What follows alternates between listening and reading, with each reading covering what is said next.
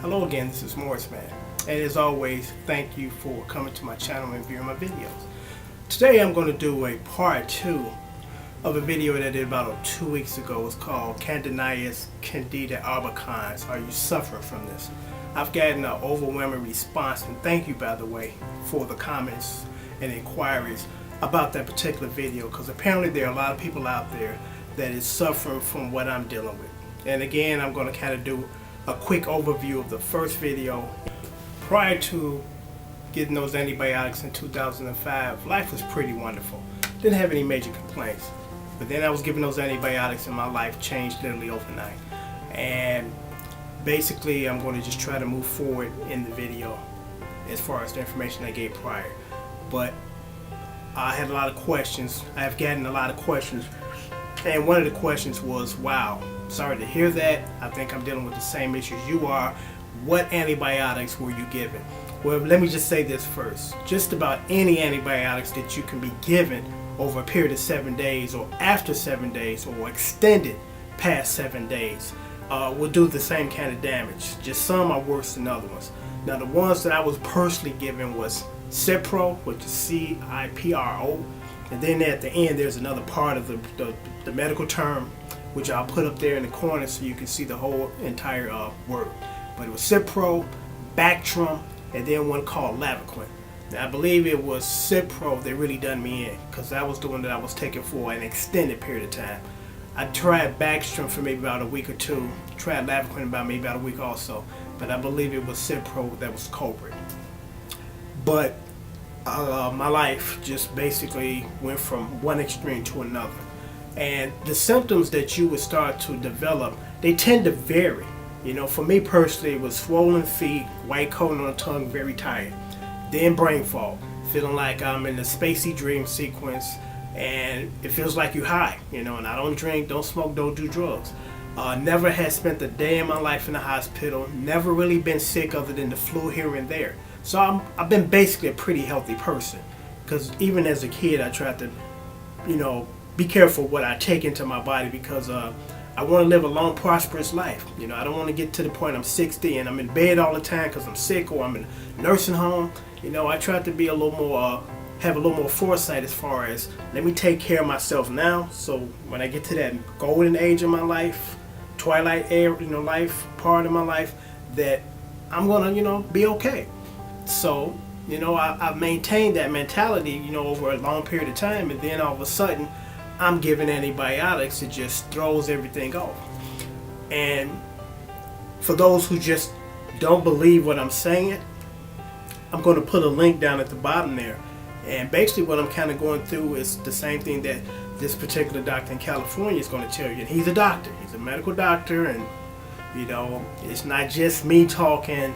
You know, the claims I'm making can be substantiated and backed up by part of the uncorrupt medical society. Because unfortunately, and I'm not knocking doctors, you know, but doctors in this country are trained to do two things: cut parts out of you and give you medication. That's basically their training. As far as training for prevention, to say, hey, let's try to head this off. Let's try to do things so they won't get sick. They don't train doctors in this country like that. Now in France they actually do, because in France is a different type of mentality, and that's one reason why I'm not about to get into the politics or anything of these two countries, but that's one reason why America tends to hate France, because they have a different mentality there. You know, college is free there, medical is free there, you know. And France is a very small country, so if tiny France can give every citizen in their country medical, why can't the United States? We're one of the most powerful countries in the world, one of the richest countries in the world, but yet we claim we can't do this. We can do it, but the reason why they don't or won't, because the rich gets richer and the poor stay poor. So that's why they're not giving up a service that's like $1 trillion in this country for free. You know, that's the bottom line, unfortunately. That's what it's about. It's not about that they can't do it, it's just that they won't do it. You know, there's no money in it for them to do that, which is unfortunate, you know, as far as that stands. But that's basically what it is. But anyway, again, the reason why I'm making this video, because there's some people out there that are dealing with this condition and they don't even know it. They've been to their doctor several times and the doctor doesn't know what's going on with you, and they give you several tests.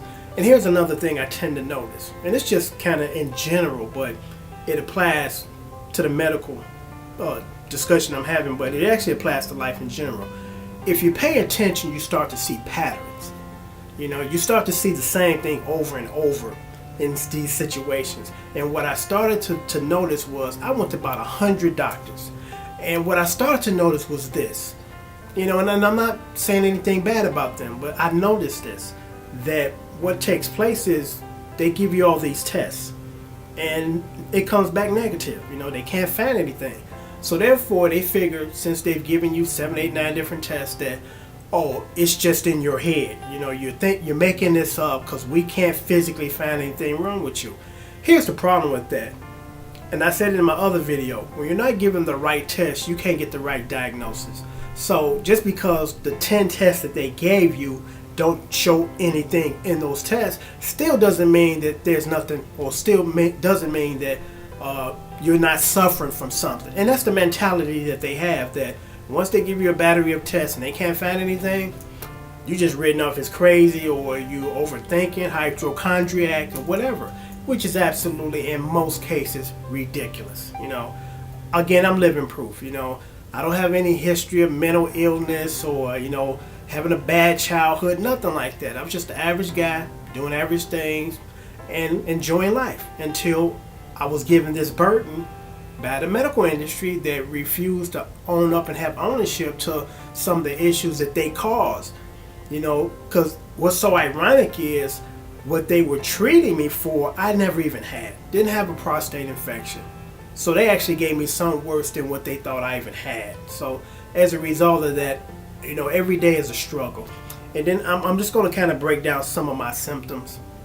So, you know, to let you know, hey, you might be dealing with this or whatever. But the worst one is the brain fog. I woke up in August of 2007 and I felt like I was in this kind of spacey, drugged out type of, you know, mindset. And again, I don't drink, don't do drugs, no liquor, nothing, none of that stuff. So that condition or symptom has been with me ever since. Every day I wake up, I feel this way. It's very annoying. It's very depressing.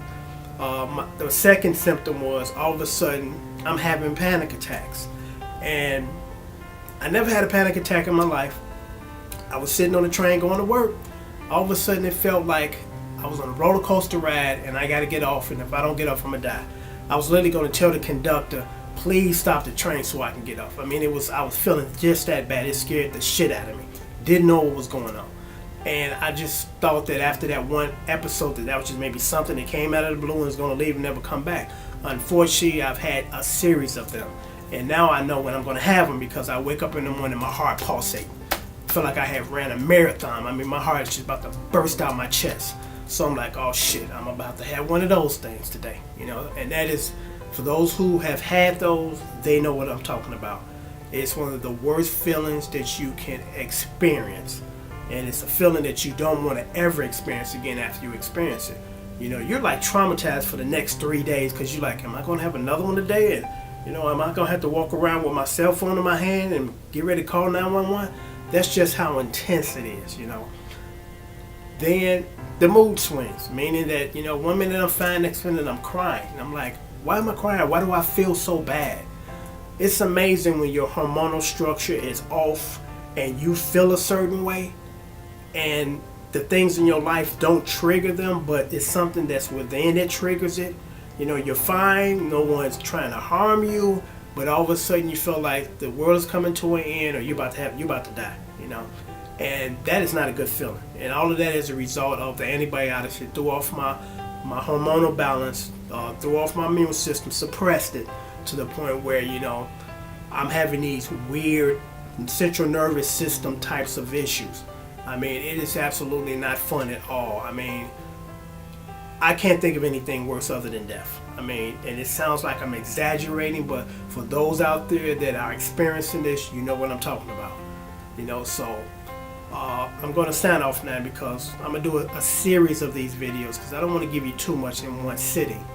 But if you don't believe me, and if you think that candidiasis doesn't exist and it doesn't affect you when you've been given a bunch of antibiotics to kill off your good bacteria, click on the link down here, listen to Dr. Whiting, and he'll fill you in.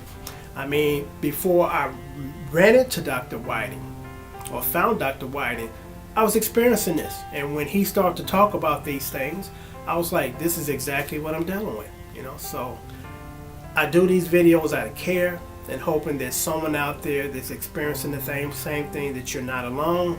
It's not your imagination. Don't let the doctors tell you what you feel, because you've been in your body for all your life, and you know you, and you know when there's something seriously wrong.